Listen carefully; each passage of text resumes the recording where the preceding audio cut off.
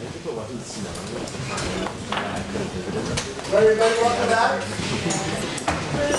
We're continuing with some geometry. Also, we'll do on this side, we'll grab the door on that side. Thank you very much. Okay, so last time we finished up the theme of the Grassmannian, and we were going to our first variation, which is the flag variety. So let me just remind so far what we have as sort of analogies between the two. So we had these Grassmannian versus the flag variety. So we had the Schubert decomposition of the Grassmannian into Schubert varieties, which we called omega lambda. And then last time we defined the Schubert varieties XW for, so this is lambda being partitioned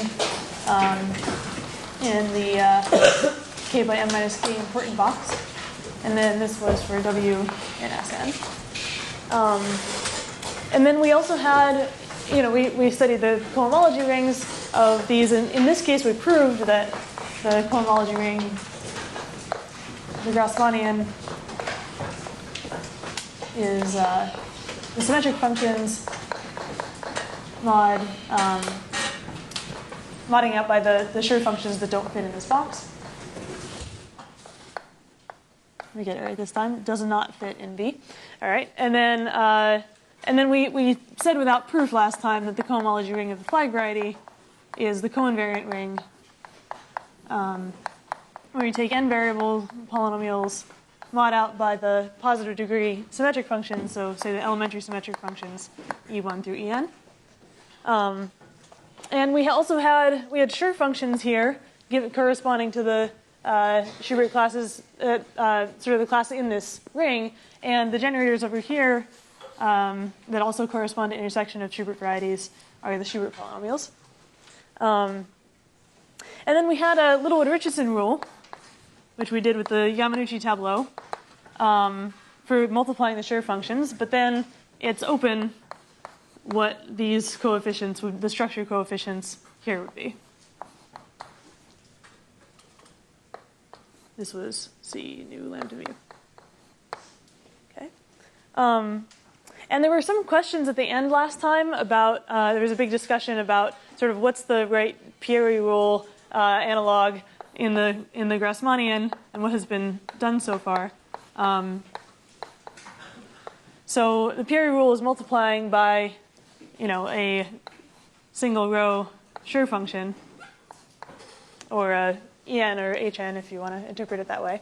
And actually there is, so it was somebody in the audience pointed out yesterday, but there's work of Satil in this case that says that you can so some of the Schubert polynomials can be, for a certain W, you get Schur functions of a certain number of variables. And so you can actually ask if you take S of a single row of some sort of subset of the variables times a Schubert polynomial, then what is that as a sum of Schubert polynomials? And he provides the answer to this. We also had Monk's rule, which is sort of a intermediate step, which maybe some of you discovered yesterday, and if you haven't, I still won't spoil it, because you can still work on it with Sage. So this is multiplying by a transposition. And over here, maybe that corresponds to multiplying by S sub single box-ish. Do you know what that S bar is geometrically in terms of cycles? Is it a geometric cycle? Sorry, what, S bar? Where? This one. S bar. Yeah. Oh. In the geometrically? Is it just the pullback of the... Yeah, there's a map. Let's see, I didn't prepare this, so if I get something wrong, let me know. But there's going to be a map from the flag variety to the Grassmannian. It's just a projection map like onto the kth component, right? And then you get a reverse map on the homology, I guess, right? This is a projection.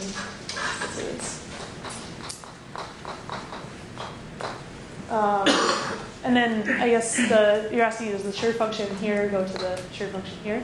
I'm pretty sure that's true. if somebody can confirm in the Yeah. audience. Okay, yeah, so there you go. You have to specialize the number of variables. Yeah, that's true. Right, so it's the Schur function in the number of variables. Yeah, okay. In k variables, right. That confuses me because you're working on the covariant ring, right? So this metric function should be You mean in It's here? measured in a smaller number of variables, I suppose. Yeah, so E1 through En are symmetric in x1 through xn, and that's why I emphasized x1 through xk here. Well, we're multiplying by a Schubert polynomial in n variables. Yeah, so it's not actually killed. I guess you would have to worry if you were in like one of the Garcia-Patrese modules where you have the partial elementary symmetric functions, but I'm not sure. Okay, so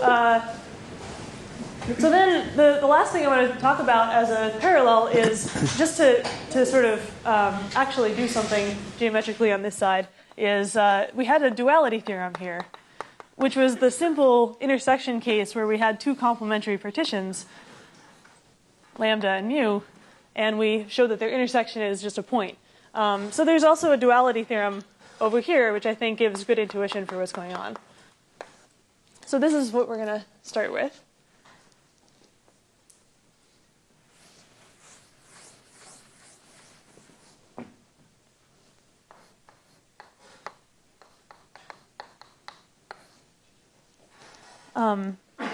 And actually, there's something a little bit off with, we'll see with the indices here. This should actually correspond to what I'm going to call a dual Schubert variety, but that's what we're going to define now. So let's take, as before, let's take the standard and opposite flags. So we usually call them F and E.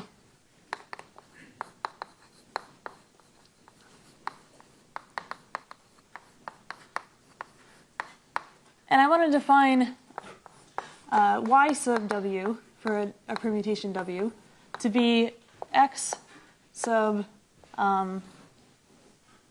so we're gonna take basically the opposite of w. We're gonna flip all the entries by the longest permutation of the opposite flag.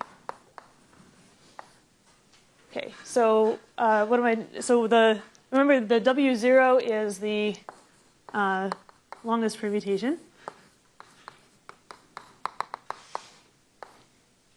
And so multiplying by w0 just replaces, w0, w of I, it replaces it with n plus 1 minus whatever w of I was. For instance, if I take 3, 2, 1 times 1, 3, 2, I'm going to flip the 1 to a 3, the 3 to a 1, and the 2 to a 2. So this is almost just like this is like the complementary version, like what complementary partitions were. That's what taking a complement is multiplying by w0. And then we can ask, well, first of all, what's the dimension of yw? Well, we know that the dimension, we saw last time the dimension of a Schubert variety is the inversion number of the permutation, and since we flipped all the letters, the inversions just flip too. So we get the maximum number of inversions and choose 2 minus inv of w. So the reason yw is nice is because it has codimension equal to inv, just like the codimension of a partition, the codimension of omega lambda is the size of the partition. So it just corresponds better with Schubert varieties to actually define the Schubert class, sigma w, to be the class of yw. And actually, I realized I didn't say something about the Grassmannian before, which is just a little note, really, is that when you take the class of a Schubert variety, say in the Grassmannian, if we take the class of omega lambda with respect to f, it's independent of the choice of flag. I can take any other flag.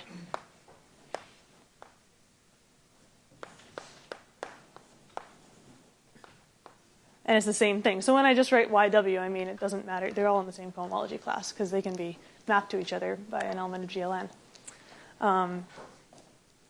So those are the classes that are going to correspond to the Schubert polynomials, not the XW ones.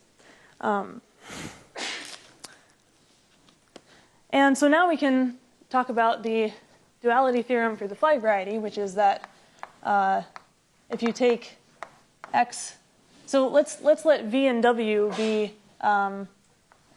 two permutations with the length of v is length of w, or in of v, or whatever you want to call it.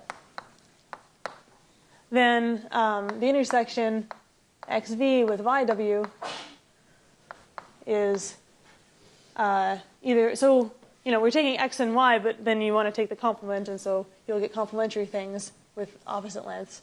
And this is going to be a point if w equals v and empty otherwise.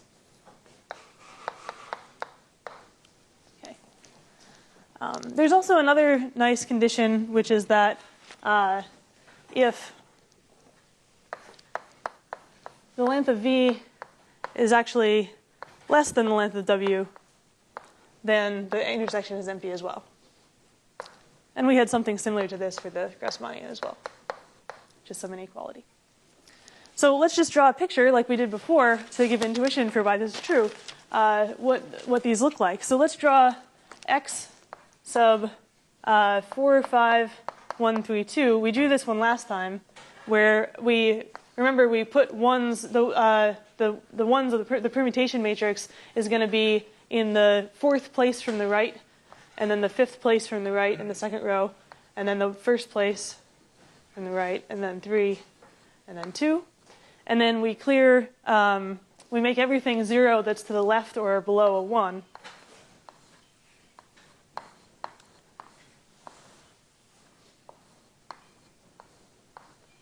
And then we have some other entries that can be anything. So there's our 7-dimensional Schubert cell, or Schubert variety. Well, this is the top Schubert cell of the Schubert variety, but you can imagine what the other ones are. I didn't really talk about the Bruhat order, which tells you which Schubert cells are contained in the closure of this Schubert cell. But you can read that in the lecture notes, and there's some exercises on that too. So then, if we take y of the same permutation, this is x of, we're going to take the opposite of this, which is 2, 1, 5, 3, 4. I'm flipping every letter. And then we're also flipping the flag, so our star direction is going to go backwards. And so, in fact, everything's going backwards, right? With the opposite flag, this one's with respect to the standard flag. With the opposite flag, I'm going to count from the left to find the positions of the ones. So now I count 2 from the left, and I get the same position of the 1, right? So then 1 from the left, and then 5, and 3, and 4. And now I'm going to clear entries to the right and below the ones.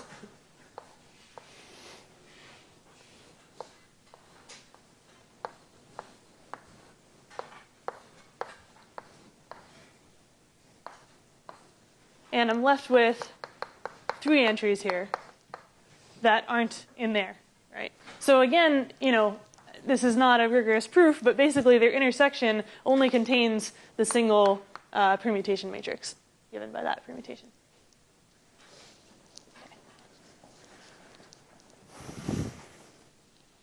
Okay, so that's very similar to what we did in the Grassmannian. And now I want to talk about just a little bit about how the Schubert polynomials come into the calculations.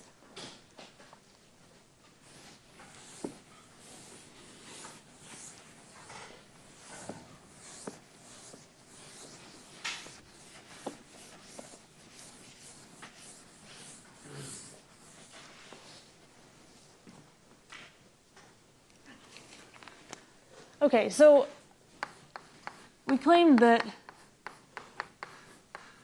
we have this isomorphism that sends a class to a Schubert polynomial.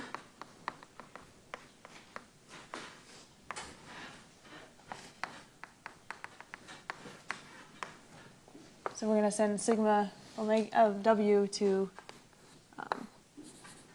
SW. But we have to be careful because we're modding out by this ideal. And last time I only defined Schubert polynomials as polynomials. And Vivian kind of hinted at this when she was talking about the SAGE package too. But when you expand the product of Schubert polynomials, you get some sum of Schubert polynomials, but then you have to worry about which ones are in this ideal, right? So for instance, so here's the basic facts are, so if you just take all the, so we proved last time too, or we stated last time that there's a stability condition that you can add if you have S1 through 2, this is the same as S1, 3, 2, 4, 5, 6, 7, any number you want to add. You can always add on just n plus 1, n plus 2 onto your permutation, and it doesn't change the Schubert polynomial. So we can define, let's define S infinity to be the set of, permutations from z plus to z plus, such that eventually its tail is all n. So so that there exists a k for which it's increasing after k.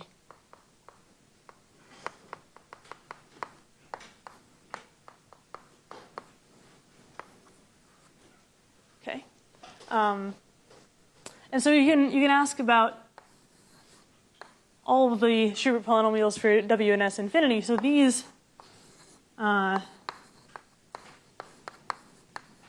form a basis of the full polynomial ring.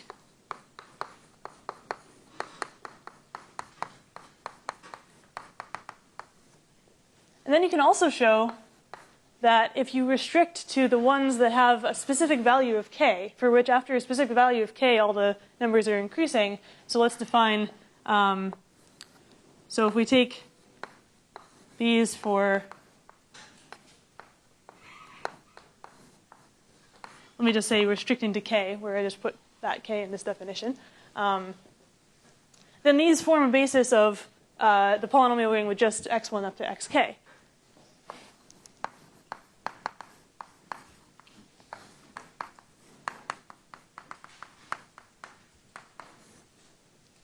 And then finally, the ones that form a basis for this guy are just the permutations.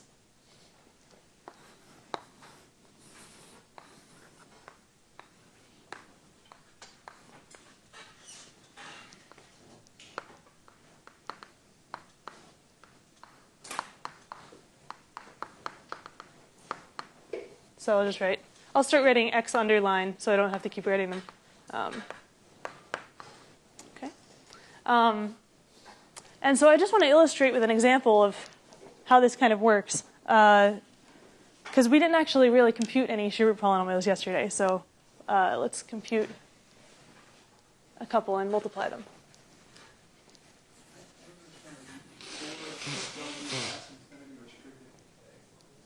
I mean that in my, I didn't, my writing is too small. I should really make it in. So I mean that you can define S infinity as the set of all maps for which there exists some k for which this condition holds.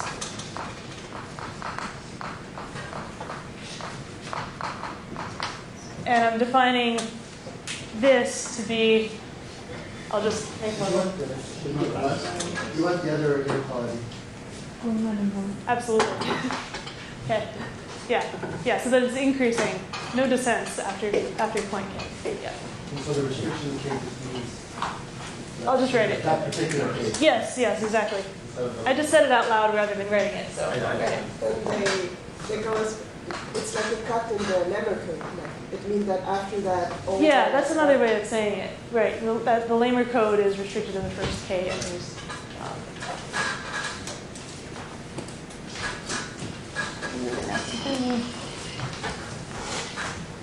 Yeah, you just write the same thing without the there exists.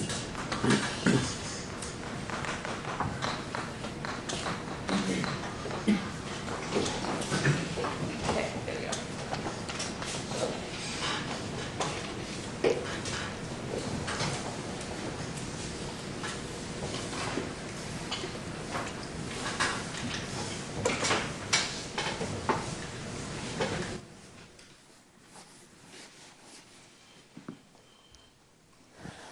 Okay, so the example is going to demonstrate the duality theorem that we just did and demonstrate how you have to be careful when you're in the coinvariant ring as to how you multiply your polynomials. So let's compute, first of all. Okay, we're going to do 132 times S 312 and expand that. And this should correspond to taking, so y 132 intersect y 312, which is the same as x 312 intersect y 312, which by the duality theorem, these are the same permutation. This is a point. Okay, and then in terms of Schubert varieties, that should mean that this product gives you the Schubert variety corresponding to a point, which would be the longest permutation. So we want that as our answer. But if we compute these, so let's first compute the top one, right? So we know S321 is x1 squared x2. That's just the definition. And then we can use symmetric differences to compute, say, 312. That's just formed by taking the longest permutation and switching the second and third entries, which gives you the symmetric difference operator delta 2 applied to the top one. So remember, we replace x2 with x3, we subtract, and we divide by the difference.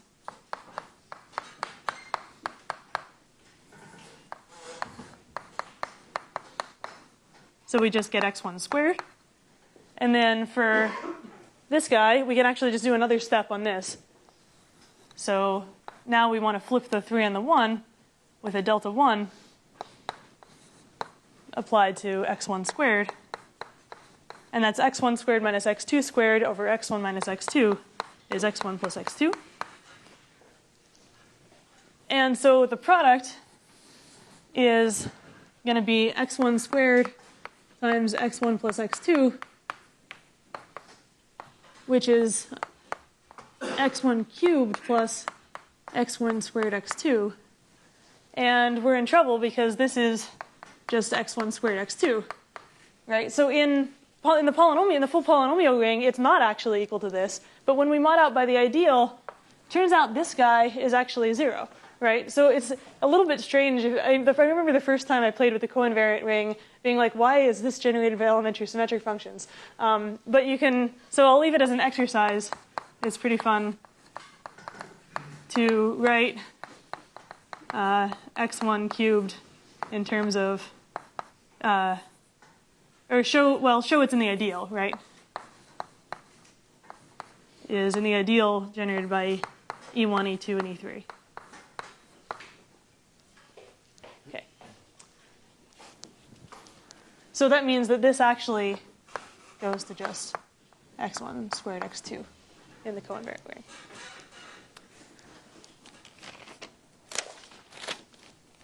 Okay, so the last thing I'm going to do on the flag variety is that the coinvariant ring itself is just an interesting ring that I think is worth just saying a few facts about. We know a lot about the symmetric function ring, which is the ring in the Grassmannian that we're dealing with. And here, not only do the Schubert polynomials are basically like the Schur functions are in the other case, but there's also other bases you can work with in this ring. That's just really fun. So,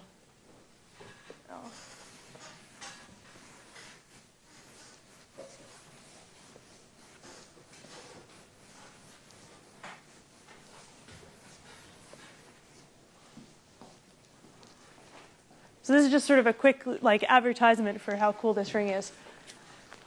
I'm not going to really prove anything. Okay, so let's call it R sub n. So first of all, it has some other nice bases. It has a monomial basis.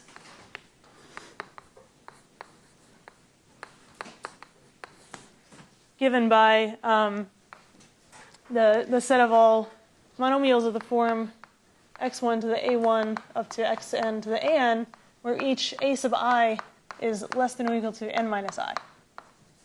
This is a special case of a monomial basis discovered by Garcia and Perchesi for the general R sub mu algebras that Stephen defined on the first day. And these are, the Garcia-Perchesi modules. This is just a very special case of that. So there's very nice proofs. I'll refer you to Garcia and Perchesi for more general facts. I should put this. I'll put this reference in the lecture notes after the class. So these are basically the divisors of the top Schubert polynomial. That's another way of saying it. There's also a sort of dual basis in terms of the sort of harmonics way of thinking about this. So, let's say harmonics basis.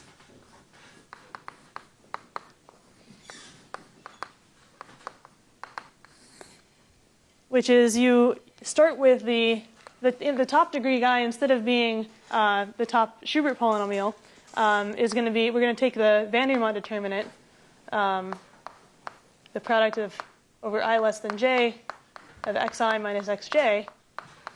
So that has the right degree. And then we're going to take its partial derivatives.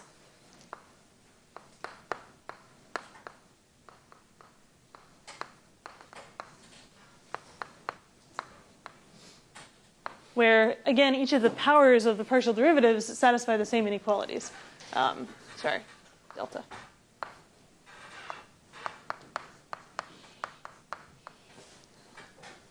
And that's a nice one because when you look at this van der Waals determinant, you might recognize it as a Garnier polynomial that was mentioned, I think, the first day in the symmetric functions class. So there's actually an action of the symmetric group on Rn because, of course, these are all Sn invariant, so you can just take the usual action of Sn that interchanges the variables. And you can ask, what is it as a representation? Well, it has this guy gives you a sign representation in the top degree.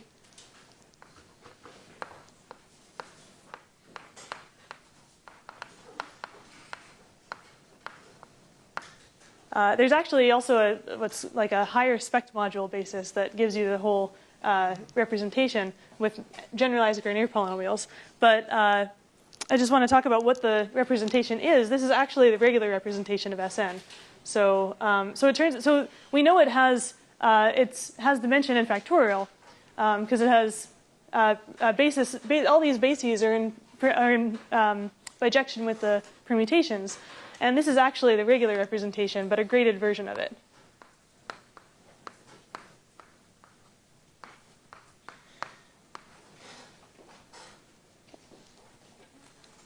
And another fun thing is its Hilbert series.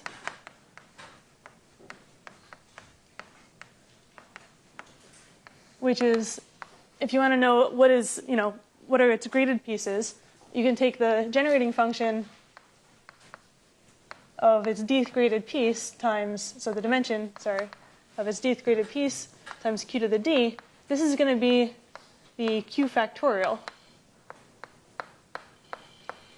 1 times 1 plus q times 1 plus q squared up to 1 plus q up to q to the n minus 1. It's q factorial because if you plug in q equals 1, you just get n factorial. And it's not hard to see, actually, that this expands. I mean, you can almost interpret, when you do this expansion, you can interpret each of these pieces as one element of a Lamer code. And you can show that this is the sum over w and Sn of q to the inv of w, which, of course, we already know should be the generating function of that Hilbert series. And finally, it's also a Sn representation that's graded, so we can also ask for its graded character, or its Frobenius series.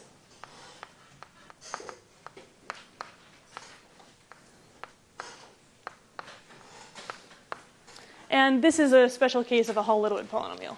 So this is h1 to the n of xq. There's a nice sure positive expansion of this. And in general, this is, so I'll just write this as a Hall-Littlewood polynomial.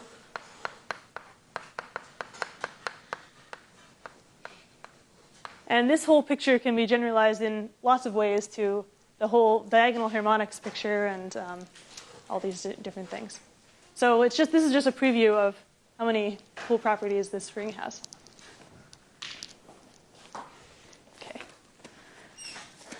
Okay, any questions? Because I'm going to move on to another topic then. Okay, so I want to move towards the next variation on a theme. And to do that, I want to generalize flag varieties to sort of arbitrary algebraic groups. So this is going to involve some more abstractness. We've been doing a lot of concrete, like drawing matrices with stars, and now we're going to abstract it a little bit so that we can generalize.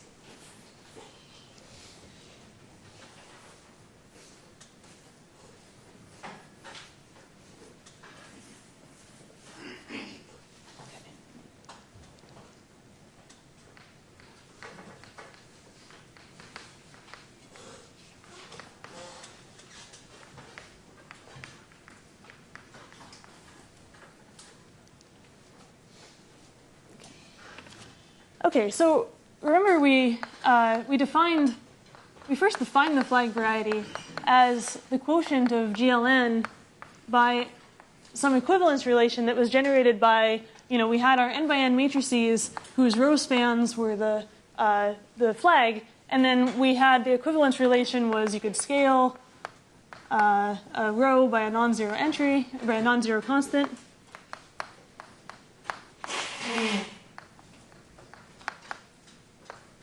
And you can also add a row to a later row. Or to a lower row, let's say.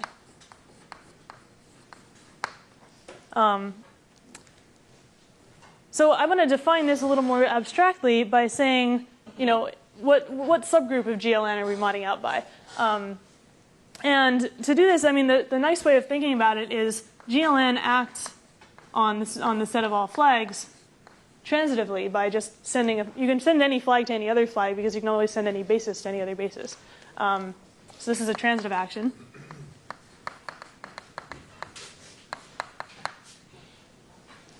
And so we could just ask, well, what's the stabilizer of one flag, and then mod out by that. So let's let B be the stabilizer of a particular flag, and let's choose the opposite flag, because just to remind you, I've been using the opposite notation where En is the unit vector 1, 0, 0, and then En minus 1 is this, and so on. So I'm using backwards notation, so I'm going to use the opposite flag. So what's the stabilizer of that flag? Well, E is the flag where we take the span of En as the first flag piece, and then the span of En minus 1, and so on. And we can ask what matrices fix each of these pieces separately. Well, if it fixes this first unit vector, it has to send it to a multiple of that first unit vector. So you can have something here, but you can't have anything below it. And then the second unit vector can be sent to any linear combination of the first two. So you can have stars there, but nothing here. And so on. So you get just an upper triangular matrix as a possible thing that fixes the flag.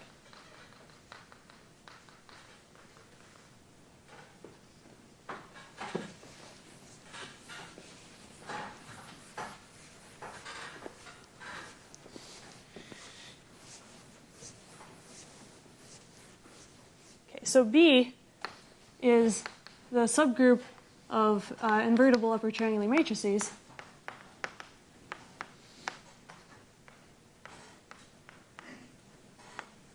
Which conveniently means they have no zeros here, actually.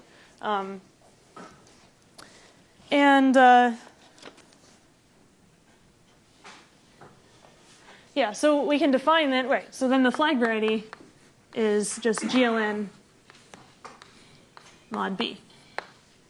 Okay, so to generalize this, we want to understand sort of what kind of subgroup is this, and then if I have something besides GLN, I take the same kind of subgroup. So I'm going to define, so I claim that B is what's called a Borel subgroup. So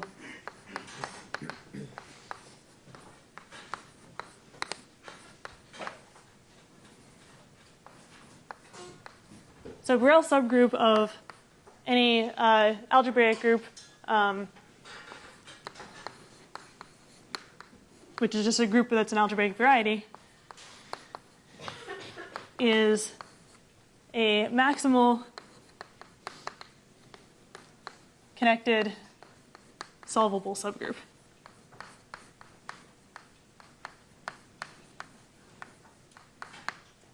And now it's like on Wikipedia where you clicked on Borel subgroup and now you have to click on each of these things. So I'll define solvable. Yeah,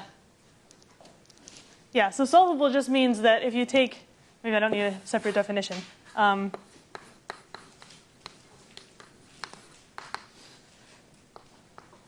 If you take, we construct a sequence and then we want the sequence to terminate. The sequence is just going to be, you start with the Borel and then you take the successive commutators of the last thing with itself. So I'm going to take, actually, I'm going to define B1 to be the commutator of B0 with itself. And B2 is the commutator of B1 with B1, and so on. And if the sequence of BIs terminates, so eventually it stabilizes, then it's solvable. Then connected just means connected as a, as a subset of this algebraic group G, because G is an algebraic variety, so it has a topology. Maximal is maximal among these. So solvable is really the only interesting word here.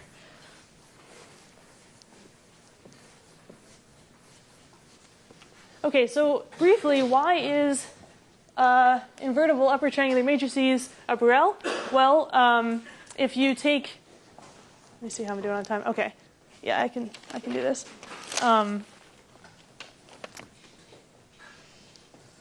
So let's just show it's, so first, why is it connected? That's pretty simple. So here we have copies of anything except 0 can be there, and then any entries can be in the off-diagonal entries. So B is basically isomorphic to n copies of C star times n choose 2, I guess, maybe some number of C. And so this is connected because we're just taking a big product of everything. And then, so this implies it's connected. And then to show it's solvable,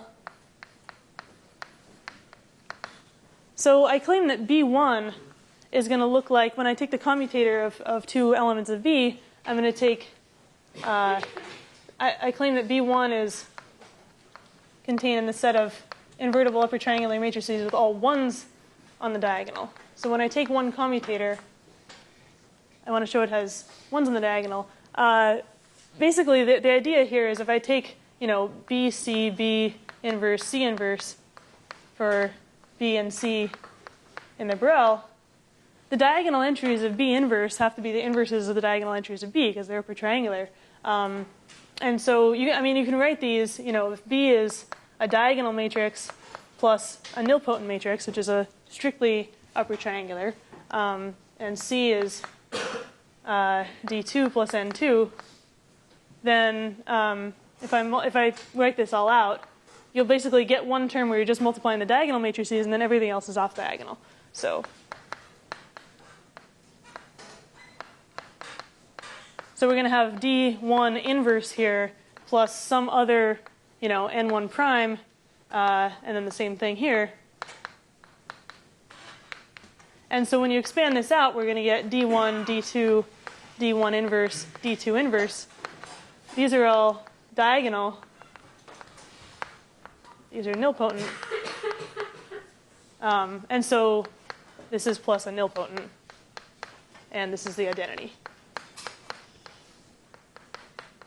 Okay, so that's the first step. And then you do a similar argument to show that B2 is going to be, actually it's not really simple. This one's a little bit different from the rest of the steps. But the next step is to show that it's actually ones on the diagonal and then zeros on the first off diagonal and then anything above it.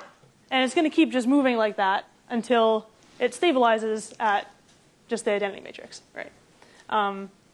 So why is this? I mean, again, you can write, if you take two elements B and C, now that we're in B1, so we're taking, remember, B2 is B1 commutated with B1. Well, now we can write our elements as I plus some nilpotent matrix and I plus some other nilpotent matrix, and then we multiply by their inverses.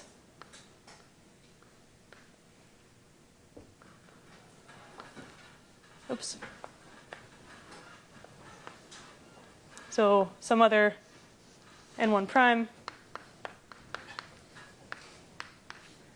And the trick here is to just show that if you have a matrix B that looks like this, let's say it has entries alpha, beta, gamma on the off diagonal, then its inverse looks like, no matter what's up here, its inverse looks like you have to have a minus alpha here, and a minus beta, and a minus gamma.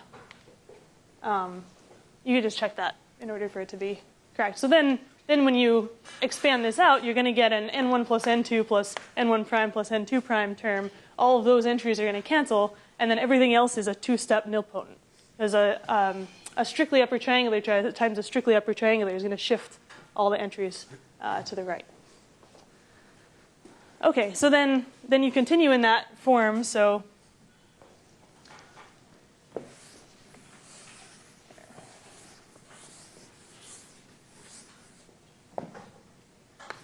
B2 is then contained in the set of all matrices that look like ones and then two rows of zeros. Wait, B3, sorry. And so on. And so the sequence terminates.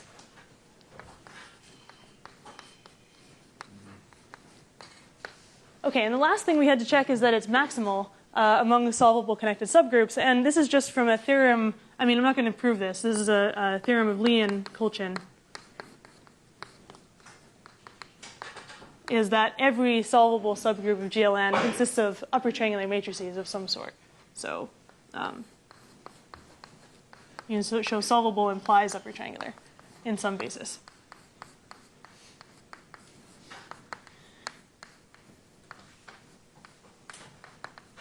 Okay.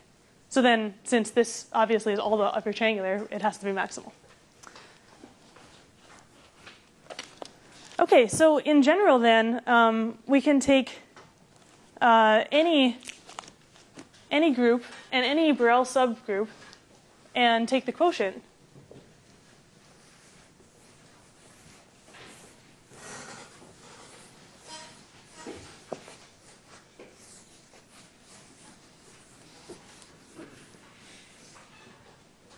So our classical flag variety is GLN mod its Borel. And I'm going to define the generalized flag variety to be G mod B, where G is any algebraic group, and B is a Borel subgroup. It is a generalized flag variety.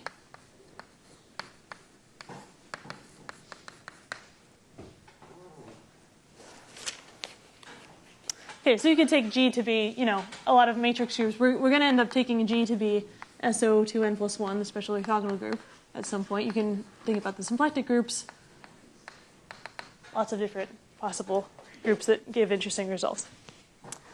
Okay, and then one more thing, while we're on this algebraic perspective, one more thing that comes up is partial flag varieties, which are now really easy to define.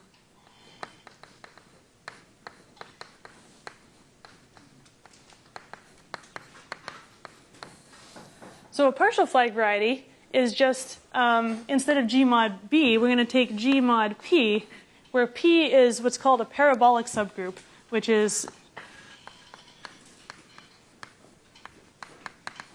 parabolic means that it's just bigger than B and strictly contained in G, and it's a closed subgroup. So it's a closed subvariety. But intuitively, in the classical flag variety case, it means we're going to take, instead of all the like the complete flags, we're going to take partial flags, which are just some sequence of subspaces contained in each other, some chain of subsequences.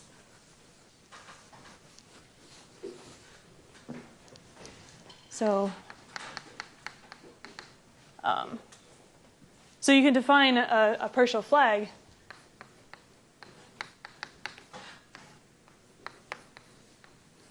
to be any sequence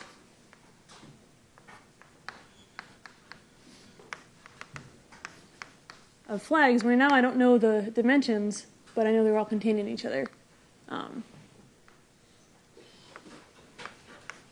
And we say that its type, say, is I1, I2, up to IK. So here where the dimension of FIT is IT, right?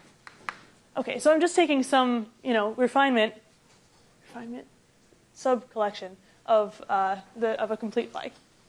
And then and so one interesting thing is then the Grassmannian fits into this picture. So the Grassmannian is just a partial flag variety with one step, right? So GRNK is a partial flag variety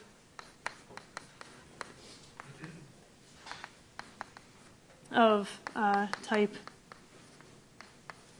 K. And we can look at what this parabolic subgroup would be. The parabolic subgroup is going to be, again, the subgroup that fixes a given partial flag. So for instance, in the Grassmannian case, we can define the Grassmannian to be GLN mod P, where P is the stabilizer of a fixed k-dimensional subspace.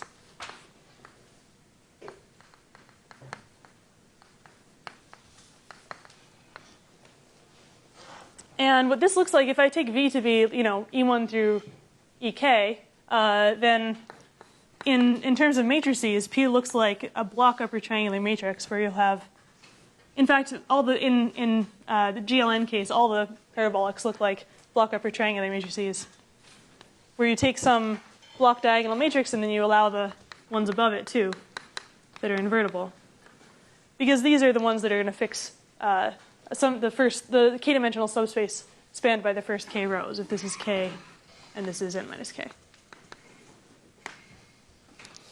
Okay, so there's a different way of defining the flag variety, a different way of defining the Grassmannian, and then of course we can talk about other Grassmannians too. We can talk about the Grassmannian that's formed by taking the orthogonal group instead.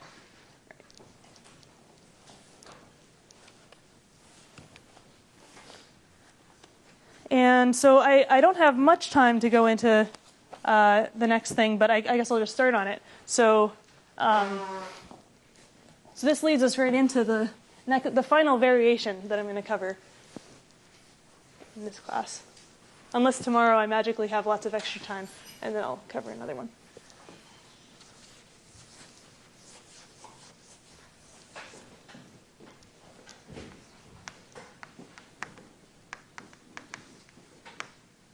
So we're going to talk about the orthogonal Grassmannian.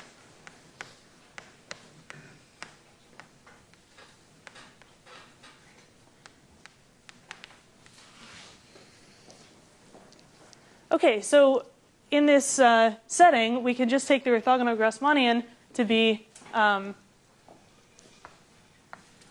going to take SO 2n plus 1, a group of orthogonal matrices, 2n plus 1 by 2n plus 1. Mod a maximal parabolic subgroup. So I should say for the GLN case, for Grassmannian,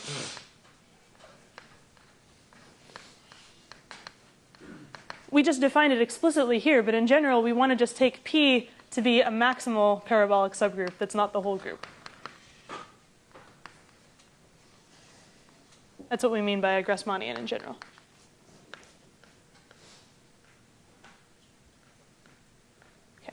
So a maximal something that contains a Borel and is not that. Okay. So then we can just define it to be this. This is what the orthogonal Grassmannian should be. but of course, there's several maximal parabolic subgroups. It depends what k is, right? So we still get one for each k. So I can call this pk. And we're going to get something called OG 2n plus 1, comma, k. And what I want to do is sort of, I went up to abstractness to get over to some other case, and now I want to go down to very concrete stuff again. So I want to describe this orthogonal Grassmannian in terms of actual, like, certain k-planes in 2n plus 1 dimensional space. So it's kind of interesting what it is. So we have to fix a, first we're going to fix a symmetric bilinear form.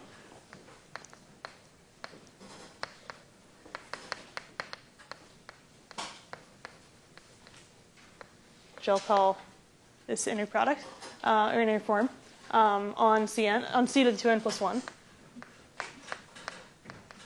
And before I go on, I want to be careful here. This is not a conjugate symmetric bilinear form. This is like actual just straight out dot product, for instance.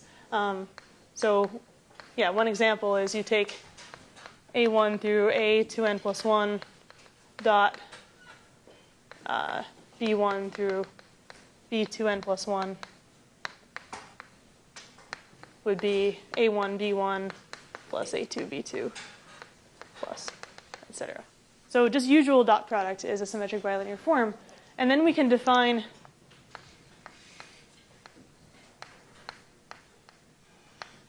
an isotropic subspace. So V is said to be isotropic if it's orthogonal to itself under this this symmetric bilinear form. So if for any V and W in V, this inner form, this bilinear form applied to V and W is 0. Okay, which is kind of weird to imagine, right? How can you have a subspace that's like totally orthogonal to itself?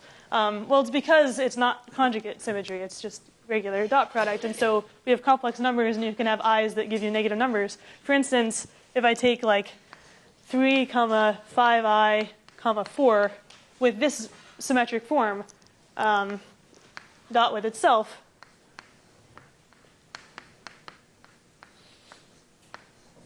then we get 9 minus 25 plus 16, which we know by the Pythagorean theorem is 0, right? Because I chose 3, 4, and 5. So, okay, so that's what isotropic subspaces are. And then I want to claim that this orthogonal Grassmannian is actually the set of k-dimensional isotropic subspaces of C to the 2n plus 1. So that's the variation that we're looking at.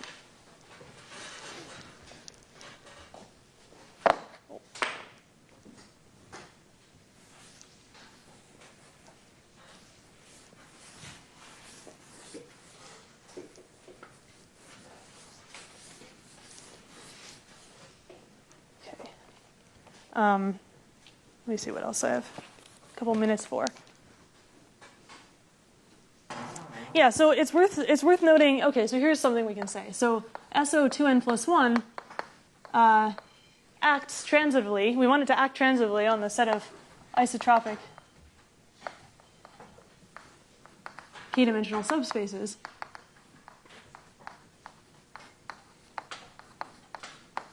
Why is this? Well, we have to show it sends an isotropic subspace to an isotropic subspace. An orthogonal matrix satisfies, AA transpose is 1, and so that means that,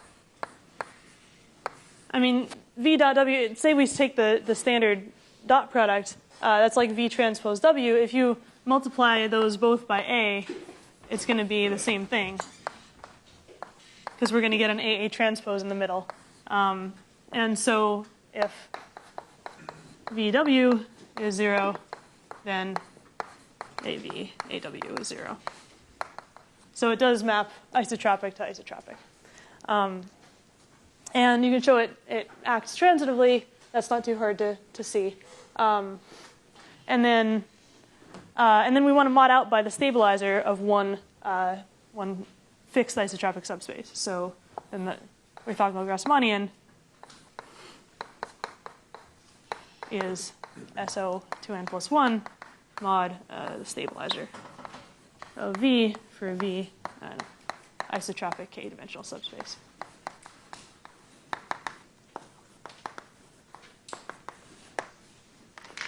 Okay, so I'm just about out of time. So before I go into all of the stuff about the orthogonal Grassmannian, I'll just say we're going to get into some really nice combinatorics that comes from the Grassmannian picture. We basically like cut it in half. So we're going to get lots of new combinatorics, lots of like a Littlewood Richardson rule for this case, and everything you might expect. So we'll stop there.